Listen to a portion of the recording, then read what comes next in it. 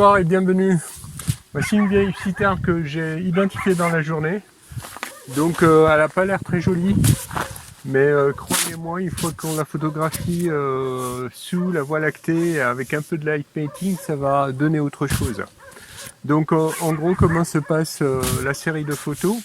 On va d'abord photographier le ciel au fond avec une ouverture maximale, avec des ISO de 3200 ISO et 15 secondes de temps de pause.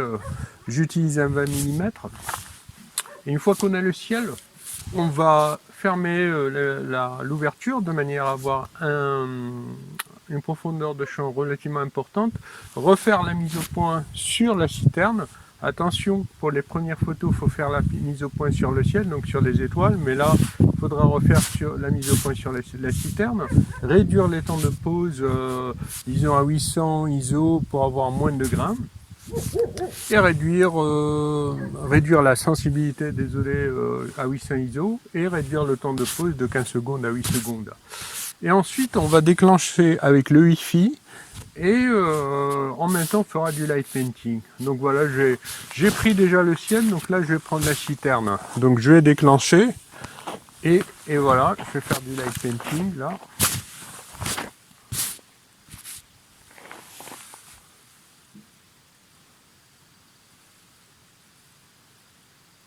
Donc ça c'est pour la première photo. Je me déplace, je redéclenche. Deuxième photo.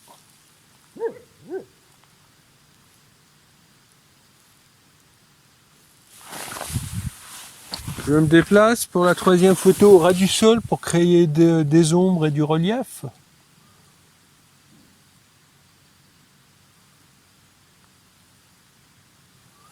Quatrième photo, toujours déclenchement à partir du Wi-Fi. Toujours au ras du sol, hein, donc pour éclairer cette partie, et puis on peut se mettre un peu latéralement. Toujours mieux que éclairer sur le côté. Alors la dernière photo, je vais faire un éclairage à contre-jour là, de l'arrière. Je sais pas ce que ça va donner, mais tout ça, on pourra toujours le voir directement sur l'ordinateur. Donc, s'il y a des photos qui sont pas très jolies ou un éclairage qui est pas très intéressant, on pourra toujours supprimer ou le modifier ou arranger en fonction des besoins. Voilà en gros comment ça se passe. Donc là, on va passer directement sur l'ordinateur. Et nous voilà sur Lightroom. Donc bien que j'ai fait une dizaine de photos, ben finalement j'en ai retenu que 3. Une pour l'arrière-plan et 2 pour l'avant-plan. Donc là ce qu'on va faire, alors clic droit, on va sur modifier et ouvrir sous forme de calque dans Photoshop.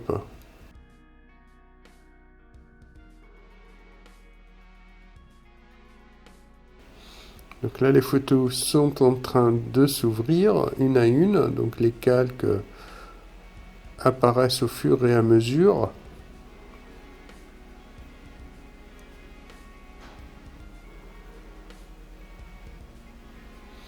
Et voici nos 3 calques.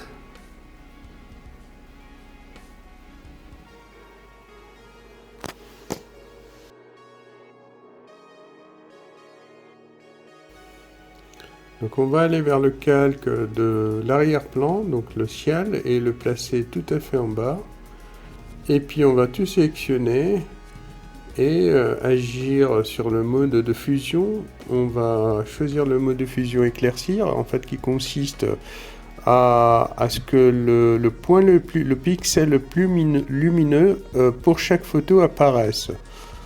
C'est pour cette raison que bien que le calque du ciel soit tout à fait en bas, ben, il apparaît puisque le ciel dans les autres photos qui sont au-dessus est complètement noir.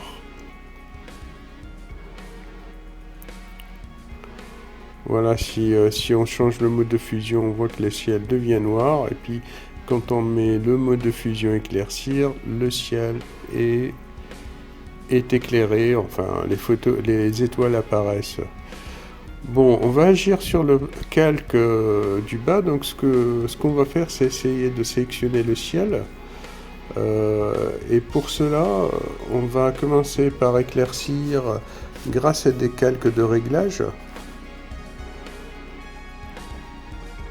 Donc on va faire 2 calques de réglage, on augmente la luminosité au maximum. Et là, on va, bien sûr le but d'augmenter la luminosité, c'est d'augmenter le contraste entre la limite ciel-terre.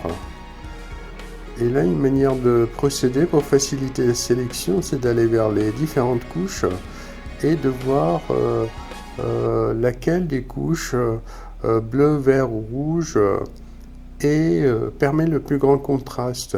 Et là, en parcourant les couches, on s'aperçoit que c'est la couche bleue qui permet le contraste le plus important entre le ciel et la terre. Là, on va sélectionner l'outil de sélection rapide. Donc avec l'outil de sélection rapide, on va balayer le ciel et automatiquement la sélection va se faire. Mais ce n'est pas une sélection parfaite parce qu'il y a une partie du sol qui a été sélectionnée. Donc pour cela, on va cliquer sur l'outil sélection rapide moins qui permet de réduire la sélection. Et donc on va passer sur la partie qu'on ne veut pas qu'elle soit sélectionnée, donc c'est le sol.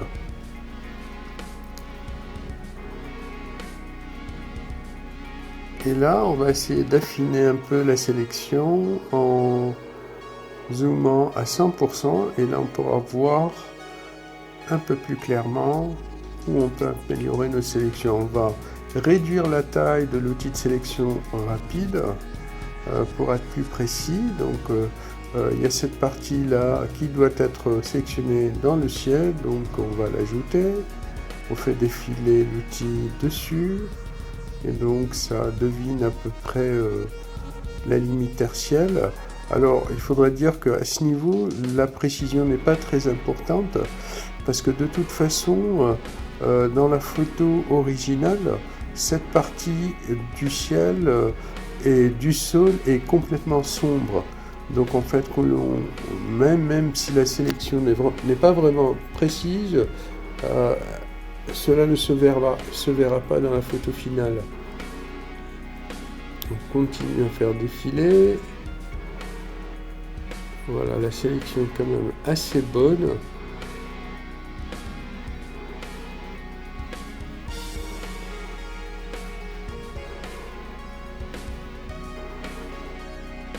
Voilà.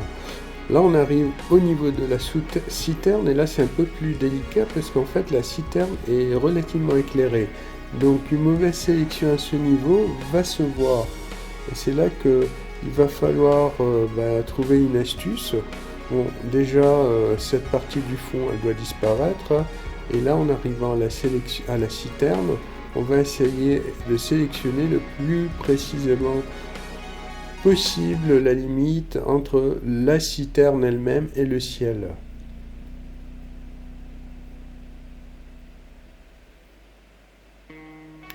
Donc je passe à 200% et je continue avec mon outil de sélection rapide.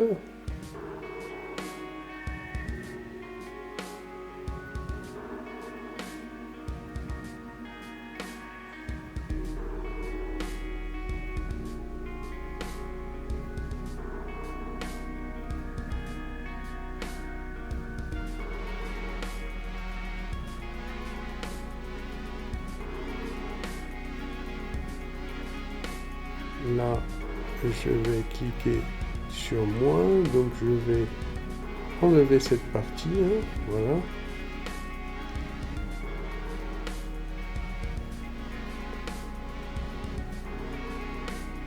Alors pour le reste, comme le contraste n'est pas assez bon, on voit pas très bien la limitation tertielle, je vais plutôt utiliser le lasso.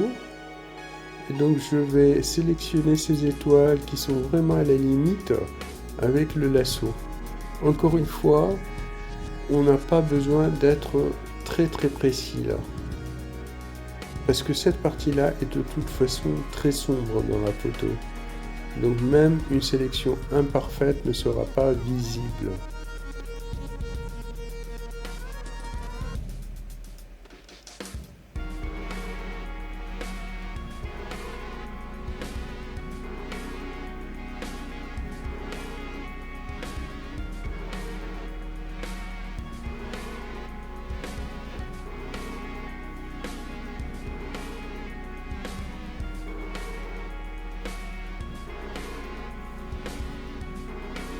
Alors, je crois que cette partie c'est plutôt la terre, donc pareil, je vais enlever cette partie de la sélection avec le lasso. Et voilà. Je pense que là, ça c'est bon.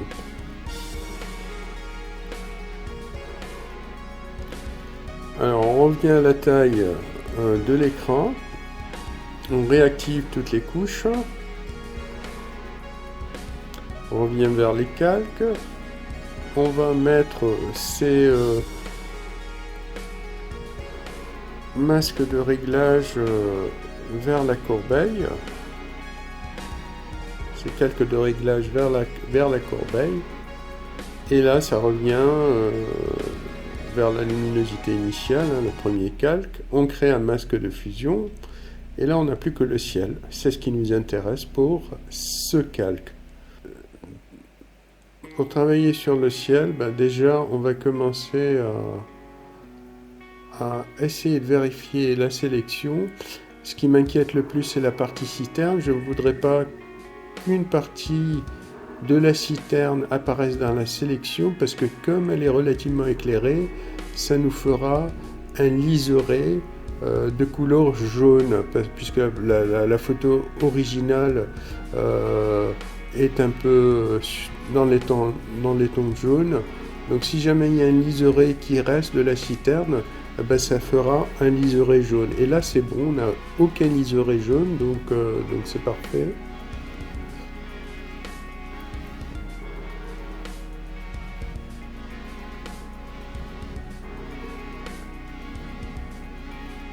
Alors là, on voudrait travailler sur le ciel, donc on va vers filtre et là on va aller sur filtre et ouvrir le filtre Adobe Camera Raw. Et en fait, ce filtre c'est un peu comme Lightroom, il y a tous les outils de Lightroom, donc en particulier les outils qui vont nous permettre de travailler sur le ciel.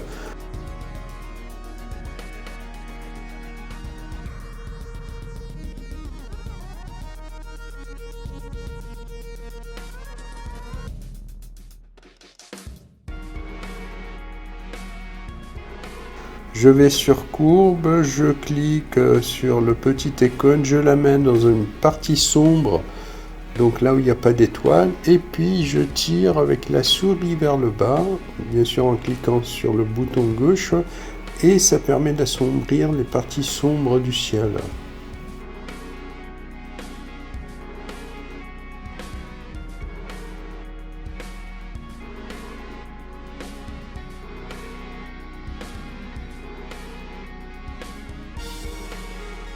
Ensuite, je vais essayer un peu de jouer sur les curseurs. Donc, je règle un peu la température de couleur pour que ça soit moins bleu.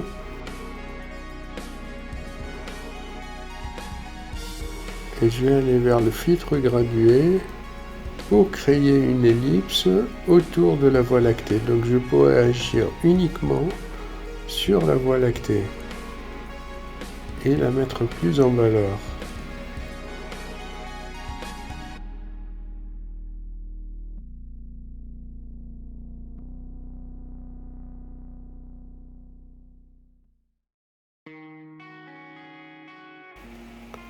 J'augmente un peu la luminosité de la Voie lactée.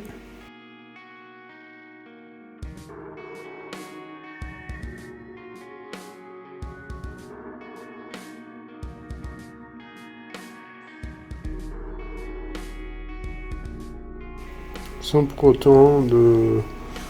autant aller dans un excès de luminosité. Il faut que ça paraisse quand même assez naturel. Et là on ferme Camera Raw et on revient vers la photo, hein, donc vers notre calque, et on voit que les réglages apparaissent.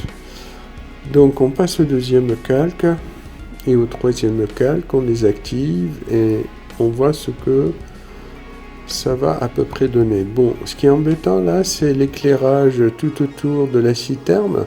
On voudrait réduire un peu cet éclairage de manière à ce que la lumière se concentre sur la citerne pour que ça la mette plus en évidence. Donc on désactive tous les calques, on garde un seul et on va essayer de réduire la lumière tout autour. Donc pareil que pour la photo précédente, on sélectionne la photo dans le calque et on va ouvrir Adobe Camera Raw. Et là, on va sélectionner un pinceau et on va réduire la luminosité dans le pinceau. Ensuite, on va balayer les zones pour lesquelles on voudrait réduire la luminosité avec le pinceau. Bien sûr, la transition est graduelle entre le centre et les bords du pinceau. Voilà. Je réactionne le pinceau parce que cette partie à droite est encore trop éclairée, donc je diminue encore un peu plus et je repasse sur la partie du sol qui est à droite. Voilà.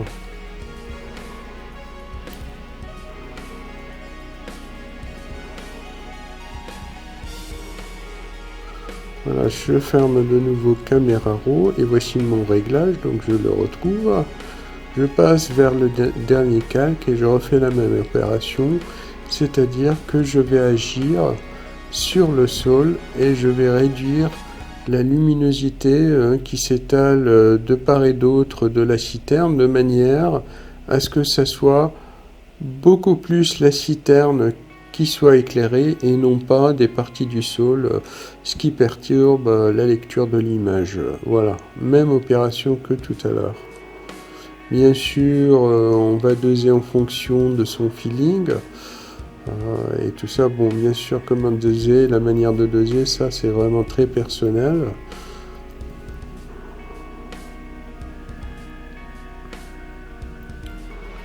Alors je peux activer le filtre pinceau 2 fois, si jamais je veux insister un peu plus sur certaines zones. Donc, ou régler différemment certaines zones, je peux sur une zone augmenter fortement la luminosité et moins sur d'autres. Donc, je reviens là vers mon calque après avoir fermé le filtre Adobe Camera Raw et voici mon image que je présente maintenant. Alors, vous voyez que même les calques qui sont pris ou les photos qui sont prises à faible ISO, donc 800 ISO en l'occurrence, les étoiles les plus lumineuses apparaissent. Là, par exemple, on voit bien Antares et puis la constellation du Scorpion. On voit bien à gauche aussi bien Jupiter que Saturne.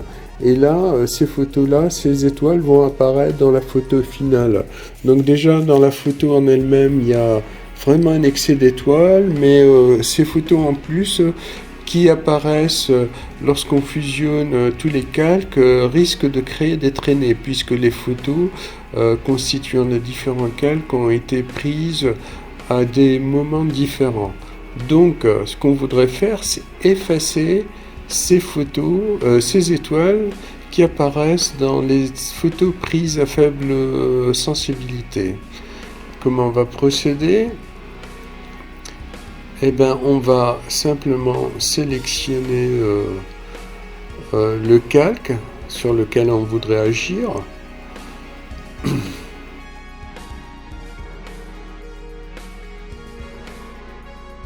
On va créer un masque de fusion.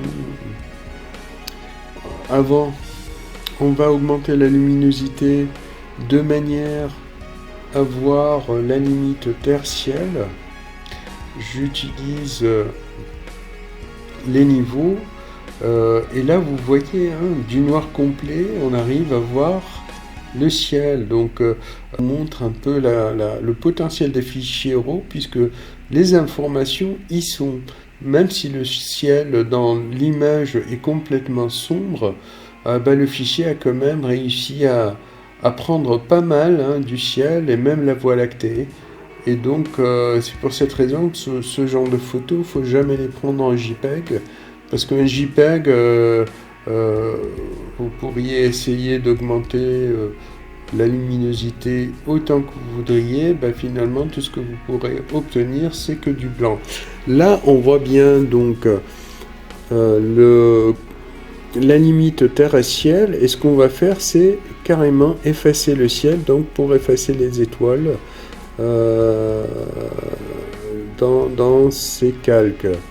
Donc on va utiliser l'outil pinceau. On va prendre des bords qui soient bien nets. On va augmenter l'épaisseur de l'outil pour que ça soit rapide.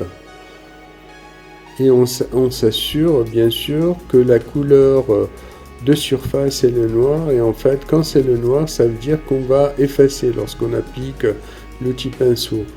Voilà, là on est en train d'effacer le ciel. Donc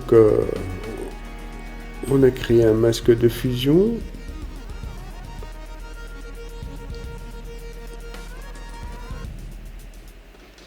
Voilà, on s'approche maintenant de la limite terre-ciel, donc il va falloir être un peu plus minutieux.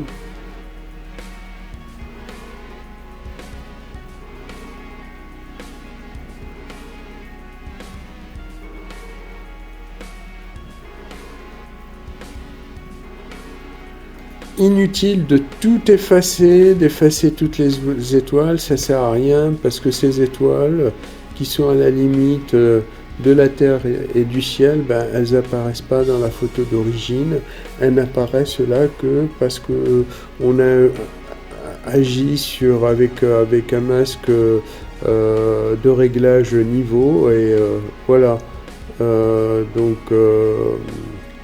Une fois ce masque est désactivé, le ciel il est complètement noir et ces étoiles qui sont à la limite entre terre et ciel n'apparaissent plus du tout.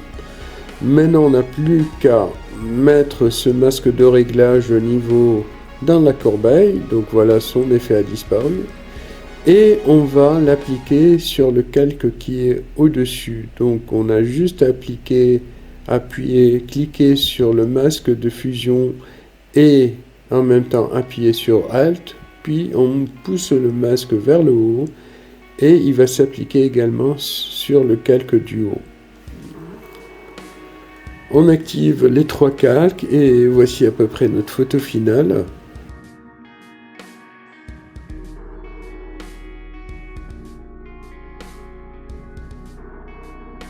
Alors ce qui embête là, c'est la profusion d'étoiles.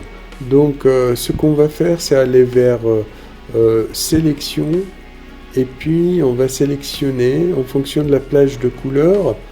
Et dans la plage de couleurs, on va sélectionner les tons clairs.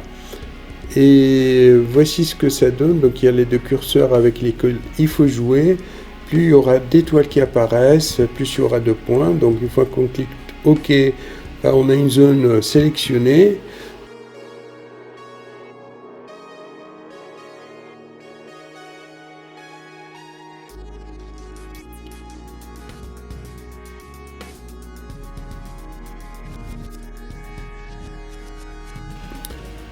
On va élargir la sélection de 2 pixels et puis on revient toujours vers sélection et on va créer un contour progressif de 1 pixel.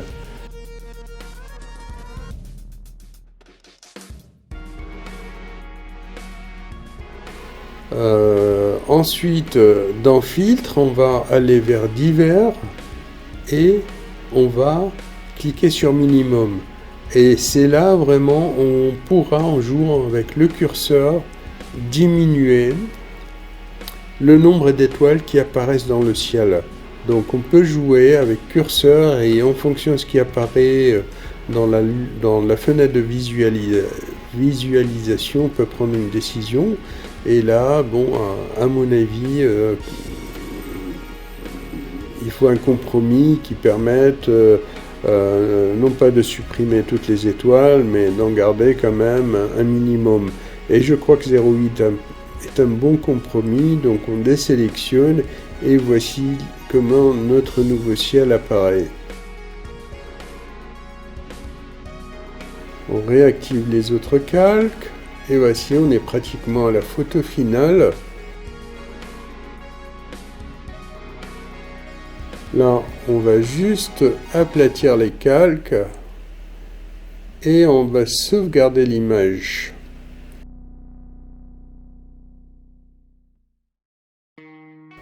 Voilà. On revient vers Lightroom et voici notre image finale. On peut la comparer avec le ciel d'origine. On va quand même, pour le ciel d'origine, essayer de régler un peu la luminosité, etc. pour que on ait quand même deux images qui soient comparables, puisque là, dans la photo d'origine, il n'y a aucun réglage. Donc ce que j'avais fait dans le ciel d'origine sur l'image originale, c'était jouer avec les blancs, donc réduire légèrement les hautes lumières, augmenter les blancs, jouer sur la température de couleur,